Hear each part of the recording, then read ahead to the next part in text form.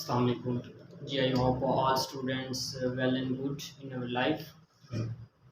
And today we have to discuss the topic of cash flow statement. इससे पहले आपने balance sheet के बारे में प्रीवियस लेक्चर आपके पास है। बैलेंस शीट के बारे में हमने पढ़ा था कि एसेट्स कौन सी होती हैं, लाइबिलिटीज़ कौन सी होती हैं और उसके अंदर ऑनर इक्विटी, और बैलेंस शीट को हमने डिटेल से डिस्कस किया था।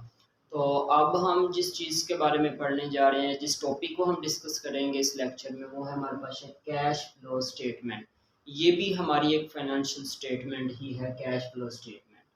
अब इसका न्यूमेरिकल या इसके क्वेश्चंस को किस तरह हम सॉल्व आउट करेंगे, इसमें सबसे पहले आपको जो न्यूमेरिकल दिया गया होगा, जो क्वेश्चन दिया गया होगा, उसमें आपने सबसे पहले कंपनी का नेम देखना कि उस कंपनी का नेम क्या है। कोई भी कंपनी का नेम हो सकता है, म्यूचुअल फैक्ट्री भी हो सकती है, कोई और सर्विस या बाटा की कोई भी फर्म भी हो सकती है। तो सबसे पहले उसका आपने क्या लिख लेना है, नेम, कंपनी नेम क्या है या फर्म नेम क्या है। नेक्स्ट आपने लिखना है स्टेटमेंट ऑफ कैश फ्लो। जो भी स्टेटमेंट आप बना रहे हैं वो लिखेंगे, बैलेंस शीट बना रहे हैं तो वो लिखेंगे, कैश फ्लो स्टेटमेंट बना रहे हैं आप तो वो हम लिखेंगे। उसके बाद आपने लिखना है फॉर द पीरियड। ये फॉर द पीरियड क्या होता है? फॉर द पीरियड बेसिकली वो पीरियड्स है कि जिसके अंदर हमने ये स्टेटमेंट ड्रा करनी है, मतलब किस पीरियड से लेके कहाँ तक।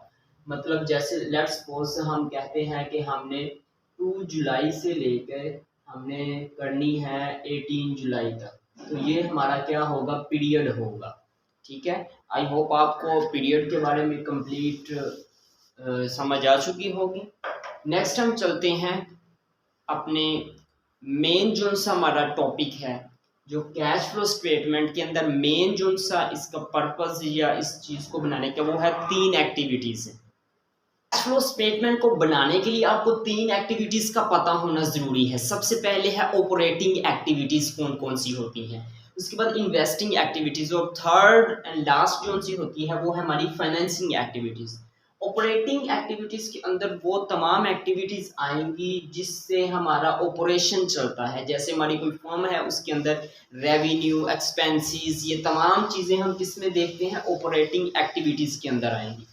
जबकि इन्वेस्टिंग एक्टिविटीज़ ऐसी तमाम एक्टिविटीज़ या ऐसी तमाम उसके अंदर चीज़ें आएंगी, थिंग्स आएंगी जो हम इन्वेस्ट करते हैं बिजनेस के अंदर, जैसे land, building, furniture, tools, equipments, furnitures, let's suppose ये तमाम चीज़ें एटसेट्रा, ये तमाम चीज़ें किसके अंदर हमारी आ जाएगी, इन्वेस्टिंग एक्टिविटीज़ के अंदर। लास्ट कौन सा था हमारा, फाइनेंसिंग एक्टिविटीज़। फाइनेंसिंग एक्टिविटीज़ के अंदर हमारी कैपिटल स्टॉक्स आ जाएंगे, और उसके बाद हमारे जो सी कैश जो सी एंड द पीरियड जो इंक्रीज हुई, डिक्रीज हुई, वो तमाम चीज़ें किसके अंदर आएंगी, हमारी फाइनेंसिंग। मतलब जो फाइनेंस के मतलब होगा, रुपीज़ के मतलब होगा, कैश के मतलब होगा, वो तमाम चीज़ें हमारी कौन सी एक्टिविटीज़ में आ जाएगी, फाइनेंसिंग एक्टिविटीज़ के अंदर होंगी। तो आइए अब हम इसको फर्दर वन बाय वन देखते हैं कि न्यूमेरिकल या क्वेश्चन अगर हमें बोर्ड के अंदर आ जाता है या एग्जाम के अंदर आ जाता है, तो फिर हमने किस तरह कौन सी एक्टिविटीज को किसके अंदर लिखना है या कौन से आइटम्स को किस चीज के अंदर लिखना है, आइए वो हम देखते हैं। Let's do. आपकी न्यूमेरिकल या क्वेश्चन के अंदर दी गई होती है ट्रांजैक्शन की cash received from the revenue transaction, कि कैश रिसीव्ड हुई है फ्रॉम द रेवेन्यू, कैश को रिसीव किया गया है, वो हमारी किसके अंदर आएगी, ऑपरेटिंग एक्टिविटीज के। लेट्स सपोज हम यहाँ पे कर लेते हैं, हमें उसने दे दिया है 2200 रुपीज, मतलब 2200 हमें उसने क्या दे दिया, कैश रिसीव हुई है हमें। ठीक है, वो किसके अंदर आई, ऑपरेटिंग के अंदर। फिर उसने कहा cash period, cash paid for expenses, cash को पेड किया गया, अदा किया किसके लिए, एक्सपेंसेस के लिए, वो हमारे पास है 1400। अब इन दोनों को जब हम माइनस कर देंगे तो हमारे पास आ जाएगा 800, मतलब वो हमारा आएगा net cash provided by operating activities के अंदर। फर्दर मैं आपको रिपीट कर रहा हूं कि क्या ऑपरेटिंग एक्टिविटीज के अंदर हमारी कैश रिसीव आ गई है फ्रॉम द रेवेन्यू, और फिर कैश पेड फॉर एक्सपेंसेस आ गए हैं। फिर हम इन दोनों को फर्दर जो सिर्फ दो बोथ हैं, इन दोनों को सब्ट्रैक्ट कर देंगे, माइनस कर देंगे, तो जो आंसर आएगा वो हमारा होगा net cash provided by operating activities. तो ये हमारी यहाँ पे ऑपरेटिंग एक्टिविटीज कंप्लीट हो चुकी है। नेक्स्ट हम देखते हैं इन्वेस्टिंग एक्टिविटीज के बारे में। इन्वेस्टिंग एक्टिविटीज के अंदर जैसे मैंने आपको पहले भी बता दिया कि इसके अंदर लैंड, बिल्डिंग्स, फर्नीचर्स वगैरह एक्सेट्रा ये तमाम चीजें आएंगी। तो यहाँ पे हमें लेट्स सपोज हमें दिया गया है कि परचेज ऑफ लैंड, हमने लैंड को परचेज किया है तो हमें कितने रुपीस देने पड़े उसको, 52,000 हमें उसको देना पड़ा। कितने, 52,000। ठीक है। फिर हमने परचेज की टूल्स, हमें मशीनरीज के लिए या हमें कुछ काम करने के लिए टूल्स की जरूरत पड़ी तो हमने टूल्स परचेज किए, तो वो हमने लेट्स सपोज हमने कर लिए 6,000। ये हमारे क्या, हमने परचेज कर लिए। फिर हमने परचेज किया, हमने फिर उसके बाद परचेज किया, सॉरी इसमें फर्दर और भी एक्टिविटीज आ सकती हैं। बिल्डिंग को परचेज कर सकते हैं आप, और उसके बाद हम जो कोई भी चीज हम परचेज करेंगे या बाय करेंगे तो वो तमाम चीजें किसके अंदर आ जाएंगी, इन्वेस्टिंग एक्टिविटीज के अंदर आ जाएंगी। अब हम इन दोनों को एड अप करेंगे। ऊपर हमने क्या किया था, सब्ट्रैक्ट किया था, इसमें हम क्या करेंगे, ऐड करेंगे।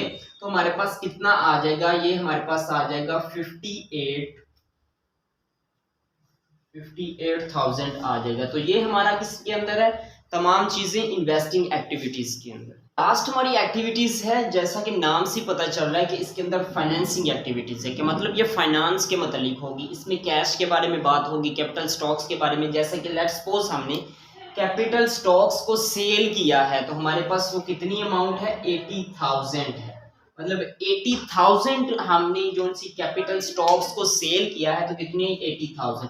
अब इस कॉलम के अंदर जो कि हमने ऑपरेटिंग एक्टिविटीज को जो सा माइनस किया था उसकी जो वैल्यू है, और इन्वेस्टिंग एक्टिविटीज की जो ऐड अप किया था उसकी वैल्यू, और जो हमने कैपिटल स्टॉक को सेल आउट किया है तो उसकी वैल्यू, इन तीनों को हम कर देंगे ऐड। तो हमारे पास आ जाएगा 1,38,800।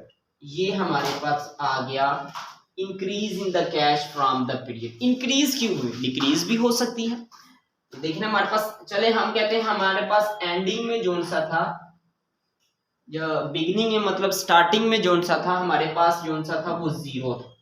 स्टार्टिंग में हमारे पास क्या था, स्टार्टिंग कह सकते हैं या बिगिनिंग कह सकते हैं, हमारे पास 0 था।